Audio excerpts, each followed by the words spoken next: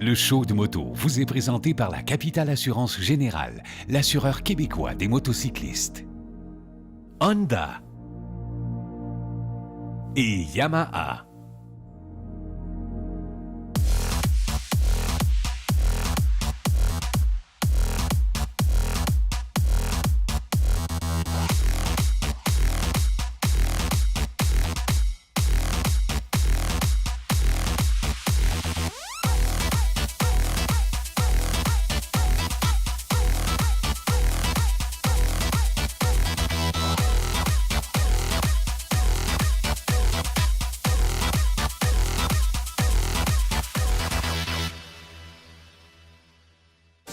C'est le début de notre 11e saison du show de moto sur RDS. 11 saisons à vous montrer le meilleur de la moto, les voyages, vous faire rêver, vous montrer les nouvelles motos. Et pour nous, notre saison de moto, ça commence toujours au Salon de la moto de Montréal. Voici un aperçu de notre visite.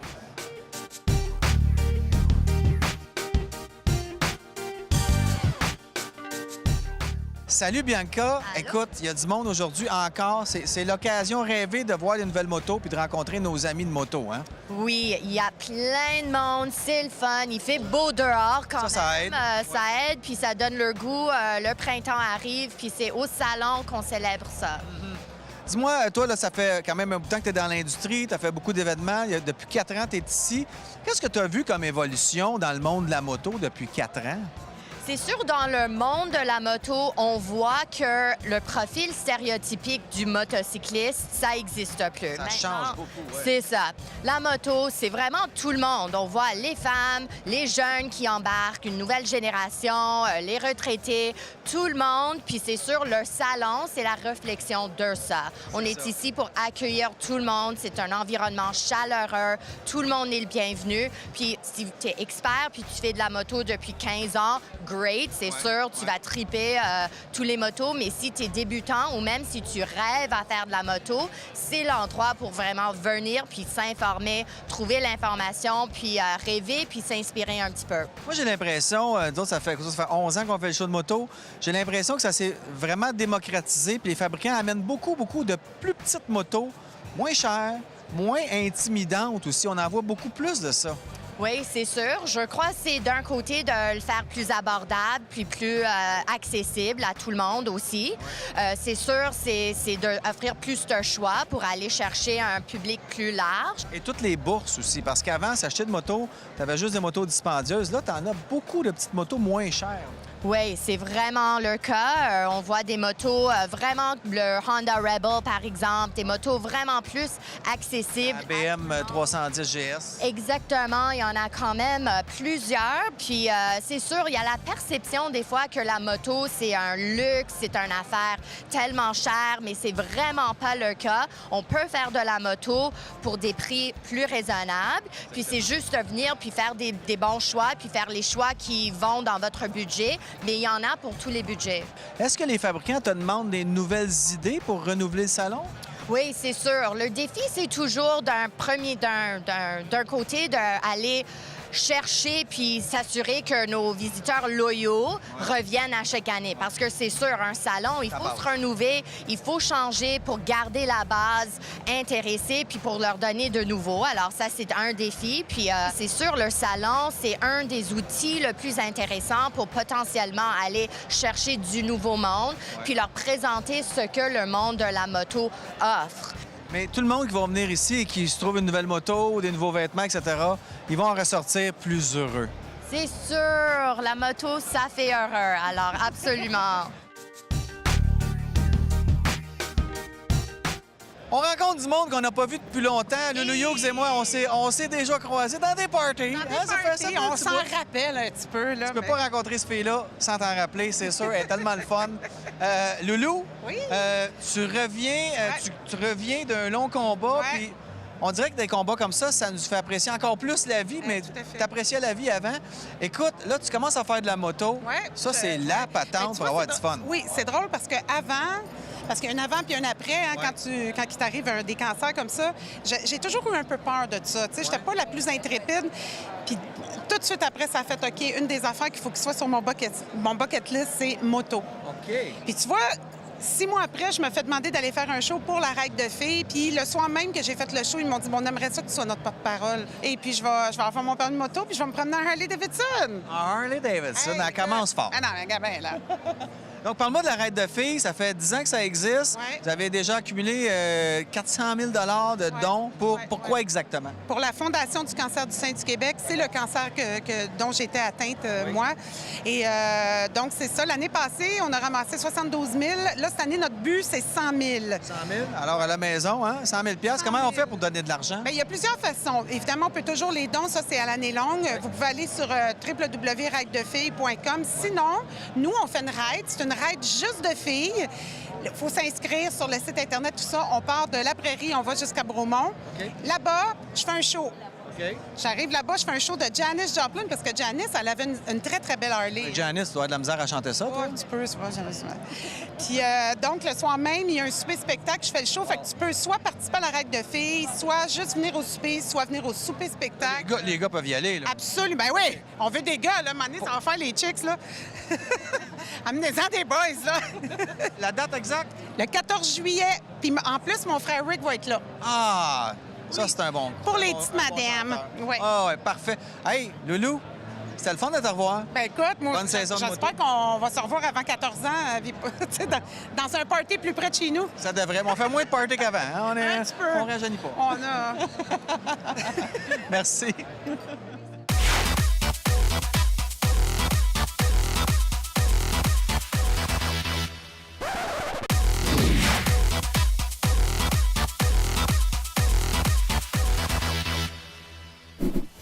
Au Salon de la moto de Montréal, encore cette année, il y avait un spectacle de Jordan Zoke que j'avais la chance d'animer. Donc, j'ai rencontré Jordan et Amy Zoke, une famille, la famille Zoke, avec le petit Wolfgang en haut. Ils font des shows de trial. Jordan est aussi champion canadien de Superbike.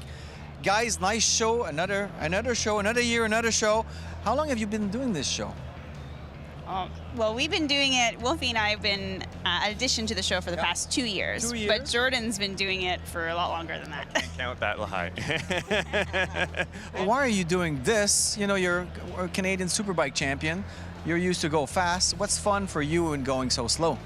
Well, to learn how to ride any motorcycle, whether it be on the streets of Montreal or to go dirt biking or motocross riding, you need to know the skills. And Trials teaches you those skills. So if you take all that over to Superbike, it makes it a lot smoother and a lot easier. And it's all about balance and control with the throttle and the brake and the clutch. And Trials is a lot of fun. As you can see, we're just in a small little area here, and we're putting on a really fantastic show.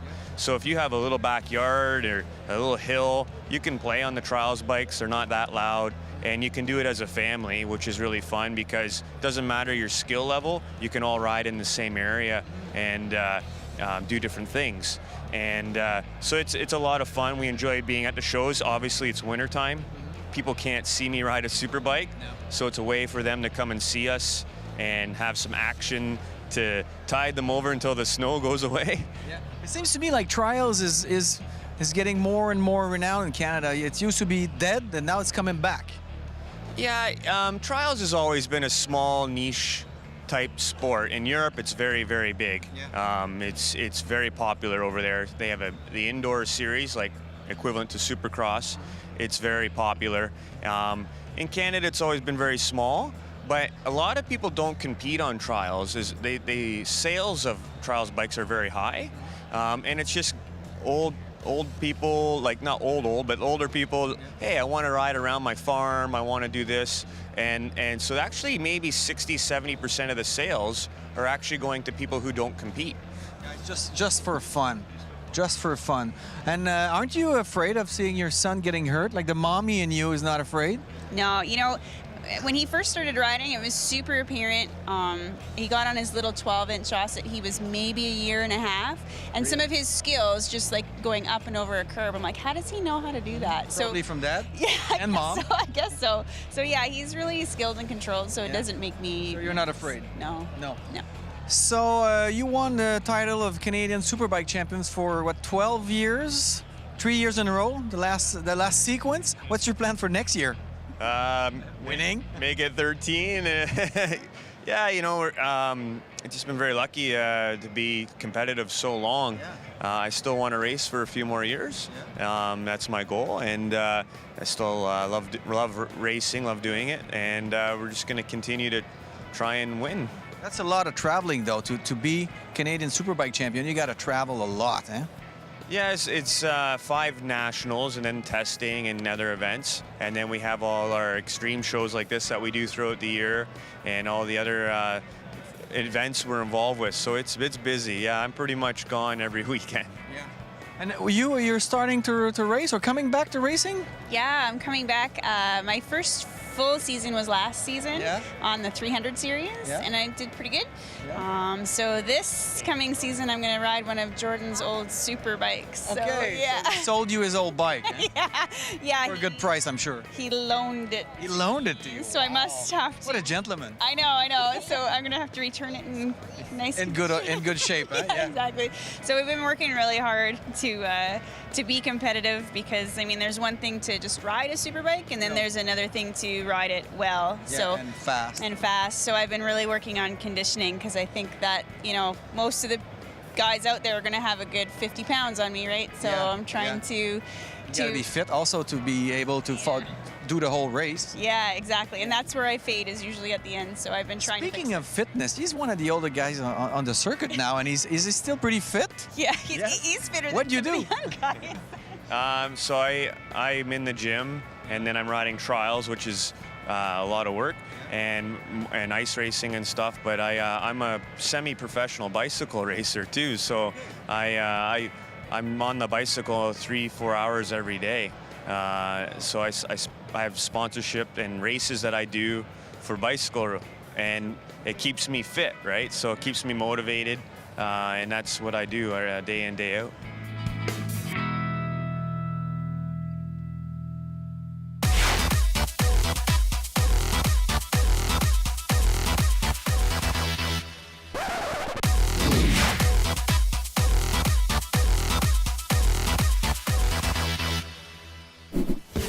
À chaque année au show de moto, on se fait un plaisir, un devoir de venir faire un tour au Salon de la moto de Montréal pour retrouver nos amis, pour voir ce qu'il y a de nouveau sur le marché, pour voir les nouvelles tendances du marché et juste pour s'amuser puis se donner un avant-goût de l'été.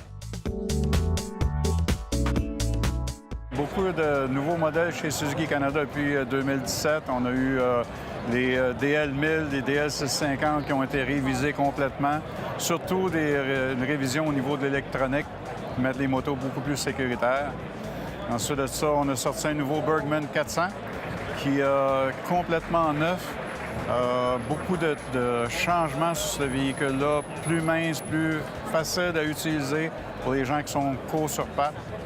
Ensuite de ça, on a nos GSXS 1000, GSXS 750 qui ont pris beaucoup d'évolution là-dessus. Ce sont des machines qu'on vend depuis l'année dernière, les 2018. Beaucoup d'intérêt des clients. Ça va très bien de ce côté-là. Et puis, le petit nouveau, c'est le SV650 Café Racer. C'est un nouveau style, c'est une nouvelle approche. Et puis aujourd'hui, on met beaucoup d'emphase aussi sur la sécurité, les accessoires, et puis pour faire des grands voyages. On a la S40, la Savage, qui est un 650, un cylindre avec une courroie. Après ça, on s'en va vers la 800. Il y a 3 modèles différents de 800 cc. On a 2 modèles de 1500, la M90 et la C90. Et naturellement, notre grosse monture, c'est le M109. Le M109, c'est un super cruiser. C'est un 1800 cc avec un gros pneu large. Ça a beaucoup de torque et de force. Les personnes qui roulent ça vont étirer le bras de 1,5 pouce par année, je pense. Bien, c'est 127 chevaux, et puis prend sensiblement la même affaire de couple de moteur. Et puis c'est une moto qui est confortable à rouler. La selle est large, le pneu est large, et puis moi, personnellement, j'ai fait des grands voyages avec ça. C'est très confortable. Cette année, le SV650 qui est derrière moi, c'est un café racer qui ont sorti pour aller chercher une autre classe de monde. Le Bergman 400 qui était complètement redessiné, qui va ramener les gens vers les plus gros scooters. Il y a beaucoup de développement. On entend des rumeurs, mais je ne peux pas en parler parce que ce sont des rumeurs. Et je te dirais, mais est-ce que tu es capable de garder un secret? Tu vas me dire oui, moi aussi. On s'attend à une belle année. On a de l'arrivage de la nouvelle Goldwing 2018. On a 3 modèles. On a le modèle Goldwing Tourer. Ça, c'est vraiment le show de l'année. Ça va être le Goldwing. On a aussi des nouveautés comme le CB1000R, Neo Café Racer Look. Là, vraiment, c'est le modèle de production. Par contre, c'est tel quel comme on le voit. Il n'y aura pas grand changement, c'est sûr. La clientèle du Goldwing a changé. Je te dirais oui. Un peu plus jeune aussi. Faut pas se le cacher. Oui, absolument. Moi, je pense que tu tombes en amour avec le look, premièrement. C'est un modèle très compact. Donc, tu vois très bien que c'est très maniable, direct en partant. Donc, c'est ça. C'est un pocket rocket, comme on dit en bon anglais. Ouais. Il y a un petit peu des deux. Il y a une clientèle existante qui attendait l'avenue de la nouvelle Goldwing. Il y avait des rumeurs qu'elle va changer dans 2 ans, elle va changer dans 3 ans. Puis cette clientèle-là a été très fidèle, très patiente. Fait qu'elle existe toujours. Puis on va aussi aller chercher une clientèle du côté de la ST 1300 qu'on avait dans le temps, absolument. Oui. Complètement nouveau. C'est une direction qu'on va développer de plus en plus. C'est un look qu'on va développer de plus en plus, bien entendu. Donc, on a le CB1000 Neo Racer, qui fait vraiment café racer. Il est disponible en Europe également. C'est un modèle de production. Il va arriver cette année en 2018, en juin. Tandis que le CB300, c'est un modèle 2019. On n'a pas de date d'arrivage, mais ça s'en vient. On a l'Aventure Sport, donc 2018 pour cette année, qui arrive à peu près en juin également. Plus adapté pour l'aventurier expert, si je peux m'exprimer ainsi. Donc, une suspension plus haute un petit peu qui va te permettre d'aller chercher des angles d'attaque un peu plus intéressants. Ouais. Pour tout le monde. On part du petit jeune qui a 5 ans avec des CRF 50 jusqu'au Goldwing. Absolument. Il y a quelque chose pour tout le monde. Absolument, oui.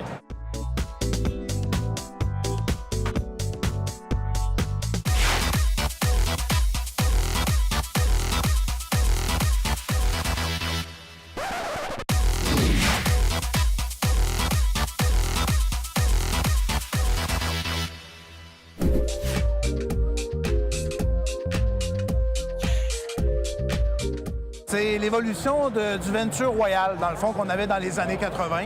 C'est le nouveau modèle qu'on a introduit en juin dernier, la Star Venture TC pour Transcontinental. C'est une mécanique qui a été reconnue. C'est un moteur qui est vivant, c'est-à-dire qu'on peut... C'est un moteur qui ne révolutionne pas beaucoup, tellement élevé, mais on sent les pistons dans les cylindres. Donc, ce qu'on appelle un moteur vivant. Il nous donne des sensations agréables. Donc, ils ont redessiné les cylindres, les pistons, les bielles. Les vilebrequins, c'est à simple maneton pour réduire les vibrations. Il y a 2 magnétos de 750 watts à chaque extrémité du vilebrequin. Il y a une transmission de 6 vitesses. Ça permet de conserver un régime très bas, disons à 120 km/h sur une autoroute. Le moteur va virer environ 2750 tours minute. Donc, c'est un moteur qui vous montre pas beaucoup en régime, mais qui va offrir énormément de torque à bas régime. C'est ça qui est intéressant. Elle offre énormément de capacité de bagage, 144 litres au total. Le système d'échappement est vraiment musical et l'ensemble est fourni avec une selle chauffante passager et pilote avec dossier ajustable pour le passager et pour le pilote. Et évidemment, on a le centre de gravité le plus bas sur cette moto-là. Donc, c'est une moto pesante, mais on ne sent pas le poids parce que tout le centre de gravité est très, très, très bas. Donc, c'est une moto qui est facilement maniable, facile à manœuvrer dans des espaces restreints. Le MT, c'est évidemment, on avait le MT-01 dans les années 90. Ça a été un modèle populaire quand même, qui utilisait la technologie, le 1000cc, 4 cylindres. En Europe, il est drôlement très populaire, beaucoup plus qu'en Amérique du Nord. Et c'est pour ça qu'ils ont continué à évoluer, à fabriquer le MT-01 et la gamme de modèles MT. Lorsqu'on a introduit le FZ-09, il y a 4 ans, Évidemment, en Europe, ils l'ont appelé le MT-09. Et au fil des ans, le volume, la population en Europe est plus importante. Ils utilisent plus la moto sur des plus longues périodes de temps dans la même année. Donc, ils ont développé une panoplie d'accessoires plus évoluée que ce qu'on pouvait avoir du côté nord-américain. Et l'usine nous ont demandé de changer le nom de la série FZ pour la série MT pour uniformiser le nom de la motocyclette autant en Europe qu'en Amérique du Nord. Et en faisant ça, ça nous donne accès à toute la panoplie d'accessoires qui a été développée en Europe pour maintenant la série MT. Donc la MT10, MT09 et MT07. Le YZ65, le YZ65 a été introduit le 12 février dernier. Donc c'est vraiment le tout dernier de la gamme Yamaha. Ce qui est intéressant là-dedans, c'est que, évidemment, on a des PW50 pour les tout petits à partir de 3 à 4 ans. Ensuite, on a la série TTR, ceux qui veulent faire du hors-piste un peu ou du motocross même pour les débutants. Mais il nous manquait une moto pour combler un besoin entre la série TTR puis le YZ85. Maintenant, avec le 65, ça comble cette braquette-là, le manque, ça comble le trou qu'on avait dans notre gamme de motos hors route, de motocross réellement, et ça permet de rejoindre une plus grande...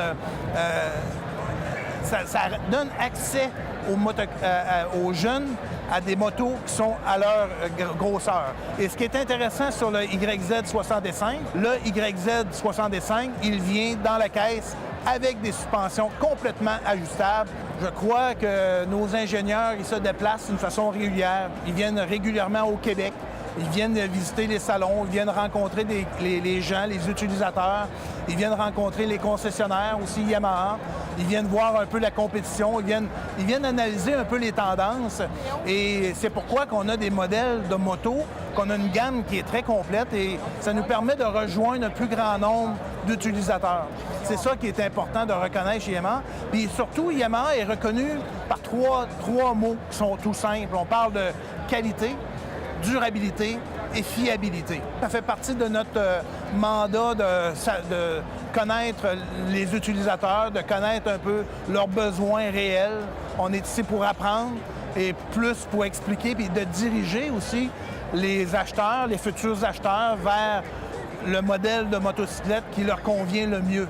Alors, c'est à discuter avec eux, de connaître un peu leurs besoins réels, de poser les bonnes questions pour connaître leurs besoins et de bien les diriger vers les modèles qui vont très bien répondre à leurs besoins réels.